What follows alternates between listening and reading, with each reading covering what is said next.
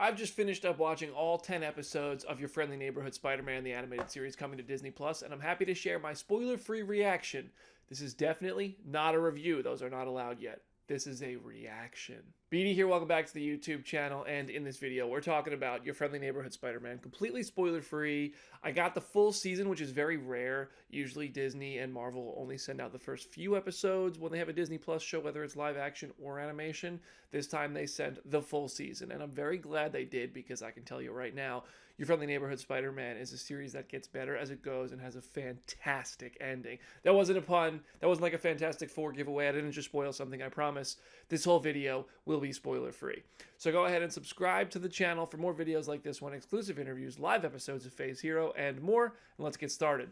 First of all, the thing I feel I most need to react to is the fact that this show does such a good job of blending comics lore and history with MCU lore and history. There's so many Easter eggs and nods and character designs and moments and names and things like that from the pages of Marvel Comics that haven't made their way into the Marvel Cinematic Universe in live action or in animation, but that's all set to the backdrop of events from the Marvel Cinematic Universe. So the premise of the show is basically, what if Norman Osborn was Peter Parker's mentor instead of Tony Stark? And we kind of get that moment. We've seen images of this out of San Diego Comic-Con. This isn't a spoiler. This is how they've marketed the show. This is Hudson Thames playing Peter Parker, voicing Peter Parker, and Colman Domingo playing Norman Osborn. Colman, unsurprisingly, does a great Norman Osborn voice, does a great performance as this character.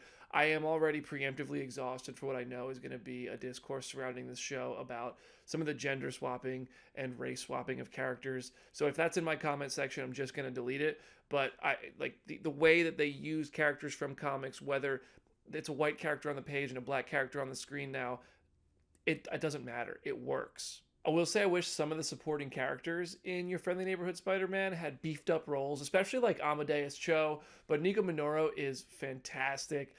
There's so many little like seeds for these characters as we know them to expand on it. Some of them expand in this season, and some of them I hope expand in a season 2. I really want to see this show continue because, like I said at the top of this video, the end of Your Friendly Neighborhood Spider-Man is when it really gets going and when I really fell in love with the show. It starts out a little bit stagnant and it doesn't have like a really clear direction. It takes a minute for the story to really emerge beyond just Peter Parker and his surrounding characters and their relationships to really get to a point where you're invested and you feel the stakes and you understand what's going on really nicely. And that it just makes for a really good ending of the series. And I've not heard what anybody said yet. I've not talked to a single person who saw this. This is all my genuine first reaction thoughts. While I was watching this show, though, and while I was preparing for this video, my phone would ring, I would get text messages, I would get phone calls from numbers that I didn't have saved, and I'd look at it and I'd say, is this something I need to answer? If you're anything like me, sometimes you answer it because you think it might be important. It might be somebody you don't want to miss. And then you're like, nope, it was just a spam call. Aura, the official sponsor of this video, offers a data broker opt-out feature which helps less of your data be exposed online to prevent those spam alerts from ever reaching you in the first place. Aura offers services which protect you from scams, spam, and identity theft, and more. They offer a VPN for extra data encryption, financial fraud protection, antivirus software for your devices, 24/7 US-based customer support, and more. If you head over to aura.com/Brandon Davis by typing that into your browser or clicking the link in the description for this video, you can start your 14-day trial and start taking the steps to be safer with your data online and get those annoying spam calls and texts shoot away. Get rid of them. And I do have a few more thoughts about Your Friendly Neighborhood Spider-Man, and I'm going to be careful here because I don't want to say too much, I don't want to give anything away, and I also don't want to tread into review territory. I immediately wanted season 2. I thought the final 3 episodes were amazing. The penultimate episode, I was like, wow, that could have been a finale. And then the finale raises the bar. It's really, really good. I think the show could have benefited if it was more clear on if it's intended for a young kid audience or if it's intended for an adult, smarter, older audience, more mature audience. I don't think anything should have, trended into the direction of like mature content, adult, like R-rated stuff. But I think that sometimes there's parts where it's like, oh, okay, this is indeed a kid's show. But then there's parts of it, wow, you really got to keep up with the plot. There's some deeper stuff going on here.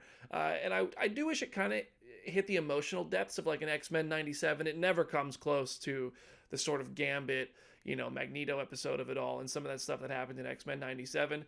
But there is just a good heart to the show. It's it's just a really good Spider-Man story and a coming-of-age story and sort of an origin, no, definitely an origin story that I really ended up enjoying, even if the emotions never really got too deep below the surface for me. And I mentioned the supporting characters earlier. It does a really good job of introducing some supporting characters that I know people are going to be meeting for the first time. A lot of these people who watch this show probably don't read the comics. They're not familiar with Lonnie Lincoln or Amadeus Cho. Lonnie's going to be a standout in this show, I think. And like just the character designs. Like, you know, we get different, I don't want to say who or what or anything, whether it's a cameo or a villain or whatever. It's just visually very cool. The animation itself, I felt like left something to be desired in terms of some of the visuals, because sometimes there would be kind of just backdrops that were a bit emptier than your eyes might enjoy. But it was, I think, a good choice because it did a really good job of making the show feel like it was a comic book brought to life. And that's what I enjoyed most about it. It also made for some really good action scenes, and there's a couple of images in this show that are going to make for awesome screenshots. Like, there's some images in this that I think people are going to have as like their header image on Twitter and stuff, basically immediately when the episode's released. So ultimately, I think this is just outright an awesome Spider-Man story. It's very, very cool. It never gets too deep. It never takes itself too seriously. It just gives us an awesome version of Peter Parker and new versions of his supporting surrounding characters to really enjoy spending time with and see him develop relationships with and watch him get pulled in different directions and watch other characters have storylines that pull them in different directions and get us invested in them and what choices they're going to make or have to make. My investment in the show just kept going up. I really loved the finale. I thought it was pretty bold storytelling for a show like this. To do something this complex in the finale was really, really cool. I won't say more than that. It's just a really cool ending, and it just builds and builds and builds and goes into a direction that I didn't see coming. Maybe someone smarter than me might predict what happens, but I didn't, and I really, really enjoyed it. I really, really hope they make a season 2 of Your Friendly Neighborhood Spider-Man, and I'm excited to talk with everybody about it once this show starts releasing episodes. The first 2 episodes are going to release on Disney Plus on January 29th. And then they're going to do 1 episode every Wednesday after that, I believe, is the plan. And that's going to lead us straight into Daredevil Born Again. And so we're getting a double dose of Charlie Cox over the next few months, and that's pretty cool. And I think it's just a cool time to be a Marvel fan. We'll have Captain America Brave New World in the meantime. Phase Hero merch is on sale now. Phase Hero is going to have live episodes and interviews with Your Friendly Neighborhood Spider-Man filmmakers and cast. So I feel like right now the 2025 ball is really starting to roll for Marvel. And after a very successful 2024, the only Marvel project I've seen so far in 2025, I have to say, I really, really enjoyed. And I think people are going to like Your Friendly Neighborhood Spider-Man quite a bit. I don't know if it's going to dethrone X-Men 97 or some of the other popular titles that have been really beloved on Disney+, but we'll see. We'll get to that conversation much later. What do you want to know about Your Friendly Neighborhood Spider-Man? I won't answer any spoiler questions, or just share your excitement level, because I love having conversations with everybody and seeing what everybody's thinking about these shows and movies and everything we get to talk about. Please continue to join us on Phase Hero. We have live episodes every Wednesday, and we'll be talking about this show on there. So please, I hope you'll join us. So subscribe to the channel so you never miss that. And I'm BD. I will see you in the next video.